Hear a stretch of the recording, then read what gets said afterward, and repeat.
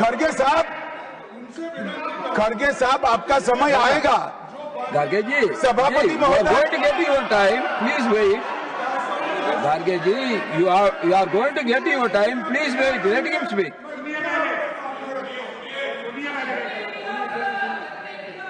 मान्यवर, 50वें पड़ाव पर वंदे मातरम को सीमित कर दिया गया। वहीं से तुष्टीकरण की शुरुआत हुई और वो तुष्टीकरण जाकर देश के विभाजन में मान्यवर, मेरे जैसे कई लोगों का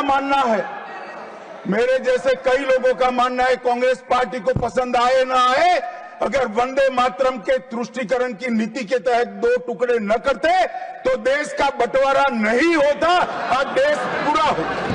मान्यवर, 50 साल के बाद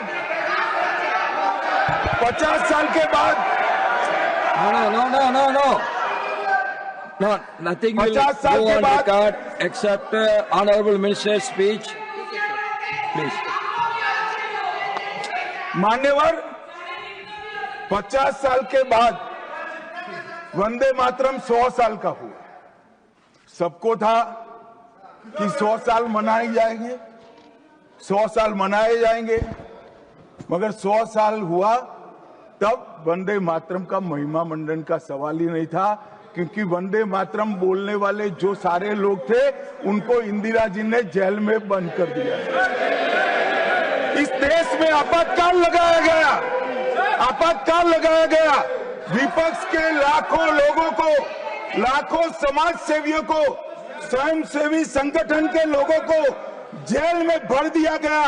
कोई कारण के बगैर अखबारों पर ताले लगा दिए गए।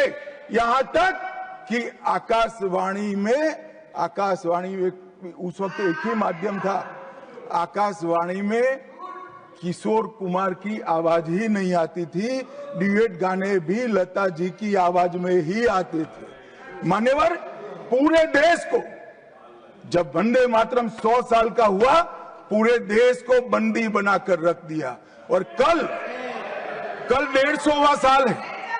150वें साल में लोकसभा में चर्चा हुई। साहब, ये कांग्रेस पार्टी की स्थिति देखिए। जिस कांग्रेस पार्टी के अधिवेशनों की शुरुआत गुरुवर टागोर जैसे लोग वंदे मातरम गाकर कराते थे। वंदे मातरम कांग्रेस पार्टी के आजादी के आंदोलन का एक मंत्र बना था। वो वंदे मातरम के महिमा मंडन करने के लिए जब लोकसभा में चर्चा हुई, गांधी परिवार के दोनों सदस्य नदारद थे, दो में से एक भी। वंदे मातरम का विरोध आज भी जवाहरलाल नेहरू से लेकर आज के कांग्रेस के नेतृत्व तक कांग्रेस के खून के अंदर। क्या आप लोगों ने अपने पार्टी का कार्यक्रम शुरू होता, ये आपने पहले कर दिए थे? करते थे। अरे आप तो हर चीज के खिलाफ करते हो। फिर भी आपको मैं बार बार टोकना नहीं चाहता, लेकिन आपको मालूम होना चाहिए, आपका इतिहास ये है कि आप हमेशा देशभक्ति के गाने को, आजादी को और आजादी के लड़ाई के खिलाफ आप थे। कभी भी आप उसके फेवर में नहीं। सर, महात्मा गांधी ने जब 1921 में असहयोग आंदोलन, नॉन कोऑपरेशन मूवमेंट छेड़ा, तो लाखों कांग्रेसी स्वतंत्रता सेनानी भारत माता की जय, महात्मा गांधी की जय और वंदे मातरम का नारा लगाते हुए जेल जा रहे थे। आप क्या कर रहे थे? ब्रिटिशों के पास नौकरी कर रहे थे। निकाल के देखो।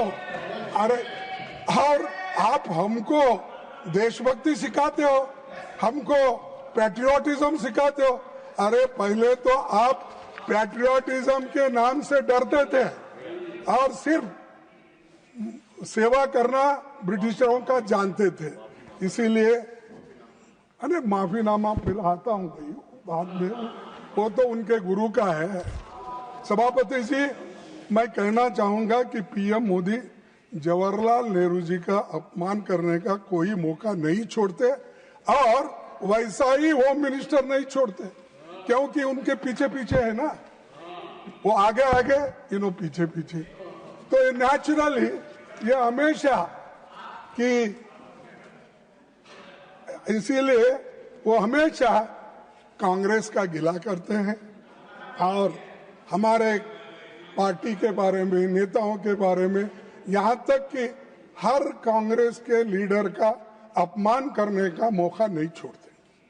लेकिन मैंने प्रधानमंत्री का भाषण सुना और उन्होंने नेहरू जी पर आरोप लगाया और कहा कि 1937 में नेहरू जी के नेतृत्व में कांग्रेस पार्टी ने मूल वंदे मातरम गीत से महत्वपूर्ण पद हटा दिए थे।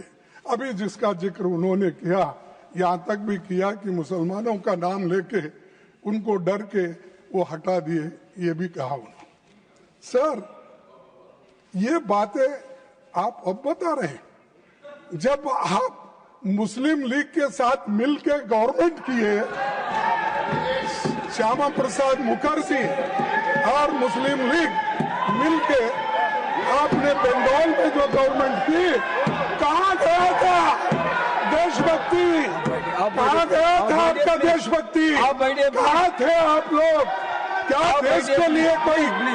अरे ये लोग, अरे पढ़ो, आपका इतिहास मालूम होता है। सर, प्रधानमंत्री जी ने सुभाष चंद्र बोस को नेहरू जी की चिट्ठी का, सर प्रधानमंत्री जी ने सुभाष चंद्र बोस को नेहरू जी की चिट्ठी का भी जिक्र किया। हमेशा की तरह उन्होंने फिर से सदन को गुमराह किया। प्रधानमंत्री के आरोप तथ्य से परे हैं और लोगों को भ्रमित करने वाली है। सर, सच्चाई ये है 16 अक्टूबर 1937 को नेताजी सुभाष चंद्र बोस ने गुरुदेव रविंद्रनाथ टैगोर को पत्र लिखा और उनसे पूछा कि कांग्रेस को वंदे मातरम के प्रति क्या रुख अपनाना है। ये किसने लिखा? नेताजी सुभाष चंद्र बोस। उनके बारे में भी डाउट है आपको?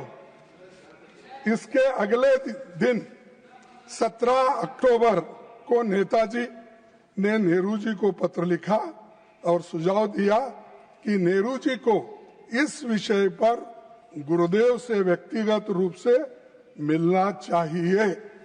ये सुभाष चंद्र बोस के वाक्य है। 25 अक्टूबर 1937 को नेहरू जी गुरुदेव रविंद्रनाथ टैगोर से मिले और 26 अक्टूबर 1937 को पत्र लिखा, जिसमें मैं कोट करता हूं कि एग्जिबिट 1 मैं इस सदन के पटन पर रखता हूं, वो ताकि अच्छा ढंग से वो पढ़ ले।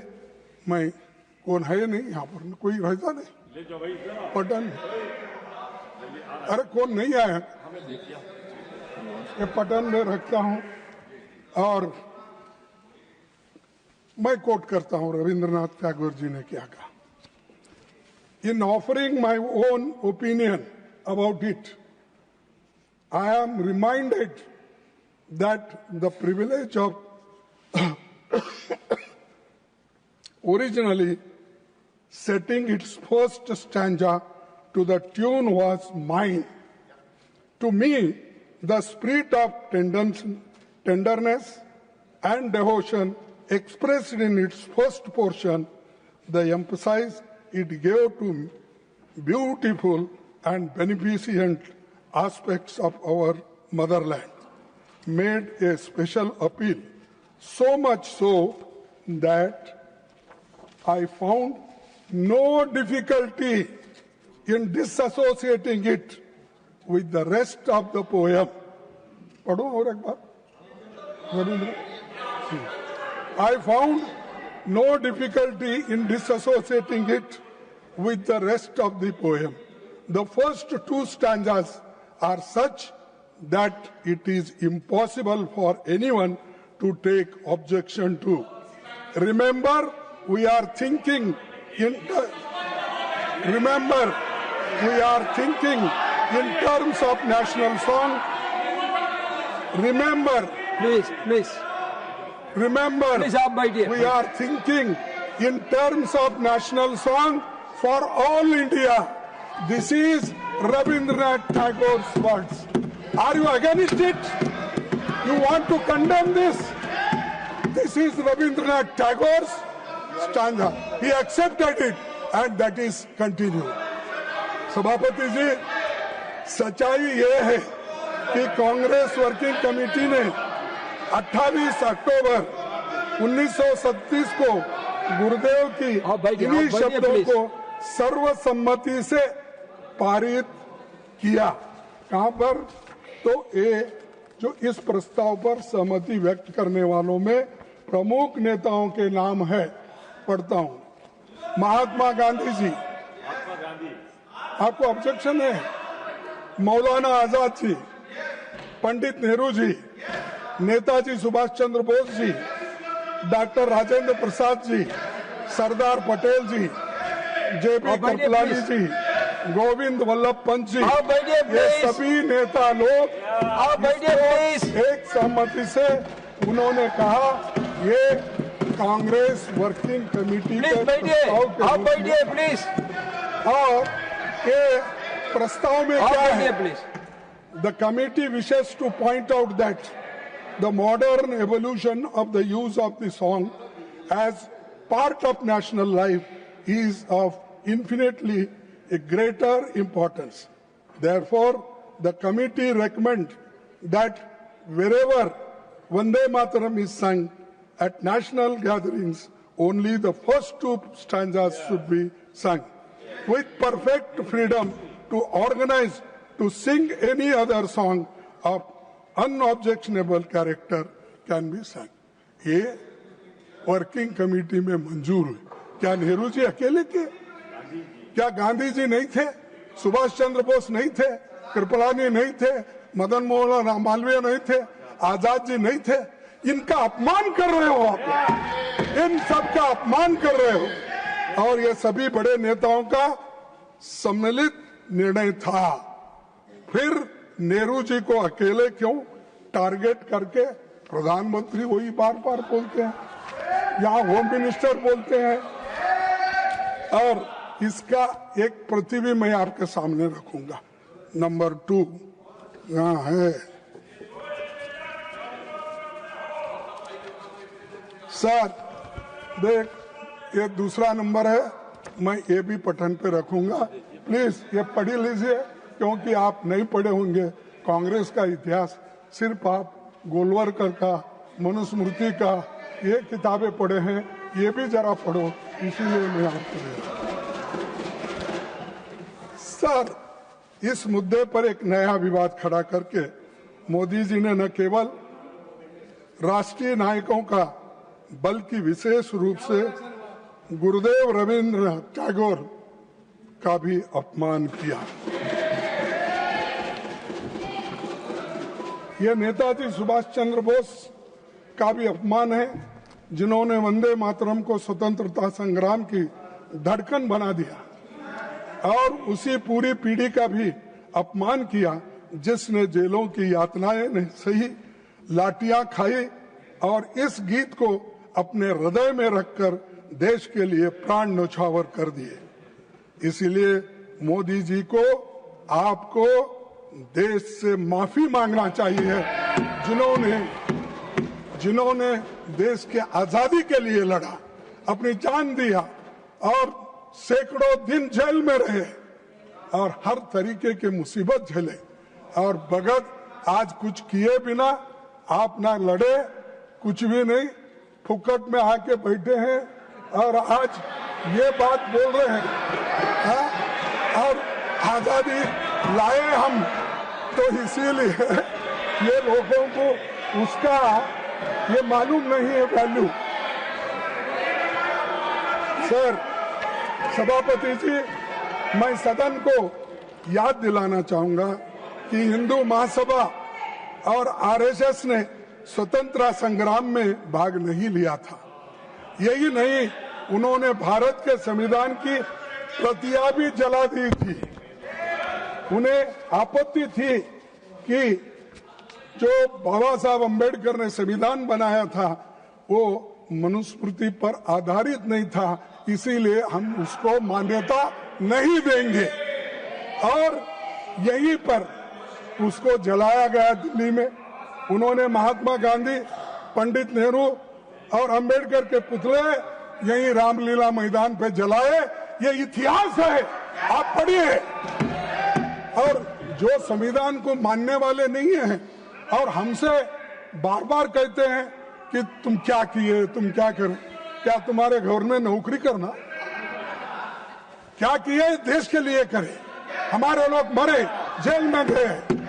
सर, भारत के संविधान लागू होने के 2 दिन पहले, सर ये सुनने की बात है, भारत के संविधान लागू होने के 2 दिन पहले 24 जनवरी 1950 डॉक्टर राजेंद्र प्रसाद जी ने ये कहा था, the composition consisting of words and music known as Jana Gana Mana is the national anthem of India.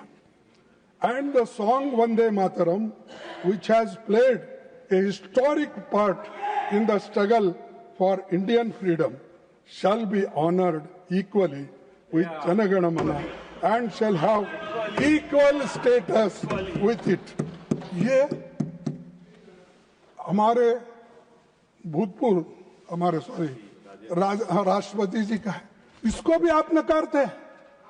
अरे जो चीजें इतिहास के पन्नों में आए हैं, तारीख लिखा है, उस तारीख को भी आप मानने वाले नहीं हैं। तो मेरे को समझ में नहीं आ रहा किस चीज को मानते हैं। क्या हिटलर के बुक को मानते हैं, किसके लिए? और हमेशा आपकी आदत हो गई है कि कांग्रेस को गालियां देना और नेहरू जी को टारगेट। अरे नेहरू जी का इमेज खराब करने के लिए अगर आप बैठे हैं, वो नामुमकिन है, वो सबसे ऊंचा है दुनिया में उसका नाम है। अब उतना ऊंचा आप कभी नहीं बन सकते, आप नीचे है, नीचे ही रहेंगे। सभापति जी, बीजेपी के लोगों को वंदे मातरम की याद कई दशकों के बाद आई है, परंतु मैं सदन को याद दिलाना चाहता हूं कि वंदे मातरम की 100वीं सालगिरह के मौके पर वंदे मातरम पर पहला स्मारक पोस्टल स्टैंप 30 दिसंबर 1976 को श्रीमती इंदिरा गांधी जी के कार्यकाल में जारी किया गया है। वो स्टैंप भी मैं आपको दिखाता हूं, ये भी भेज दीजिए। सर, अरे आप लोग देखे नहीं भाई, जरा देख के तो देखो। मुझे अपने सार्वजनिक जीवन के शुरुआती दिनों में एक लोकप्रिय स्टैंप बहुत अच्छे से याद है। मैं उस वक्त कर्नाटक स्टेट में एजुकेशन मिनिस्टर था, तो उस वक्त ये निकाला गया।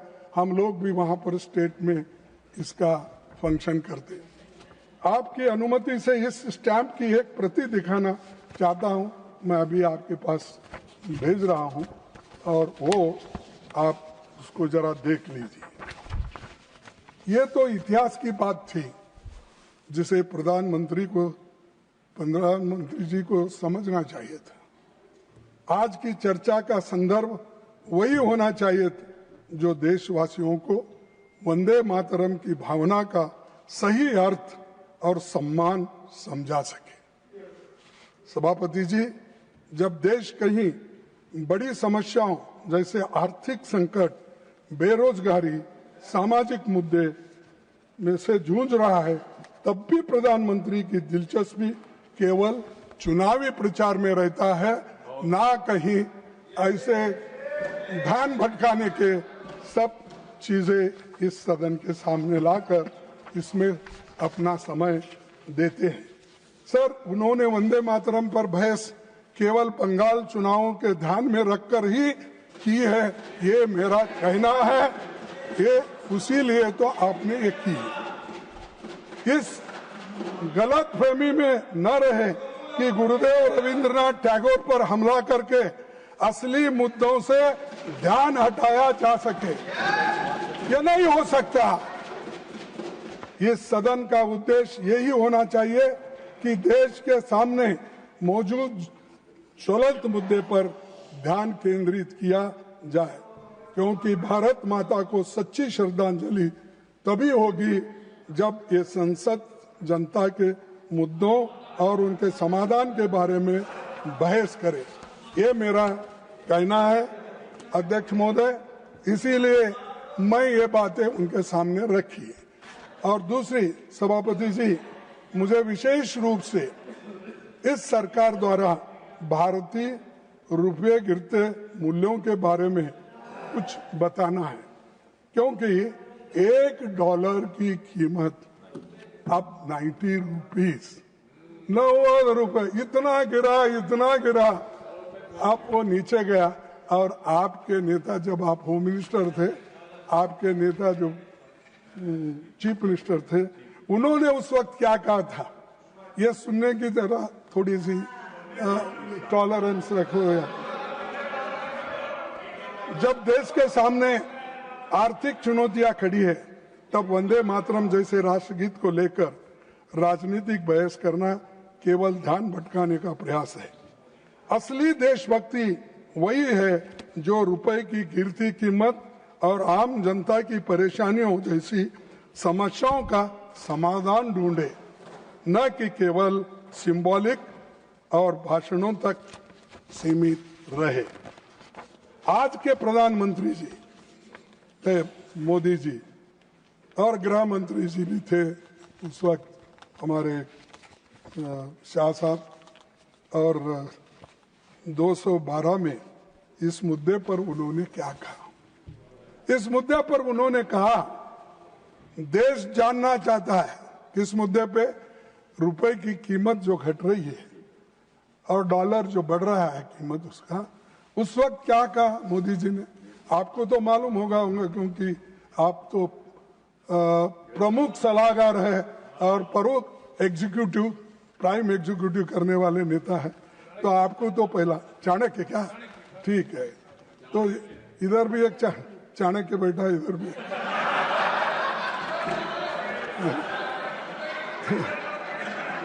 तो अरे बेटो,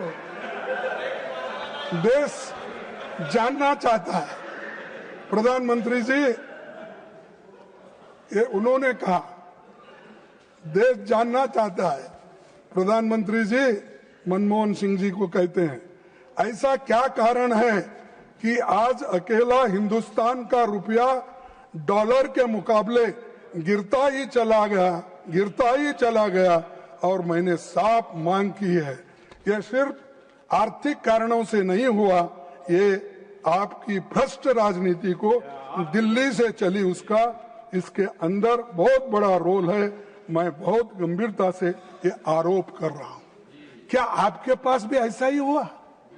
आप भी भ्रष्ट हैं? आप तो बोलते मैं पाक हूं, स्वच्छ हूं, कहाँ है? ये दर्शाता है आप आज पूरे हिंदुस्तान, पहले जो था उससे बदतर हो गई आपकी गवर्नमेंट, और आज जो उस वक्त 55-60 रुपए था, आज 90 रुपए। अरे गिर गया, इतना गिर गया, वो हिमालय से नीचे गिरने के बाद आदमी के टुकड़े भी नहीं मिलते, वैसा हो गया।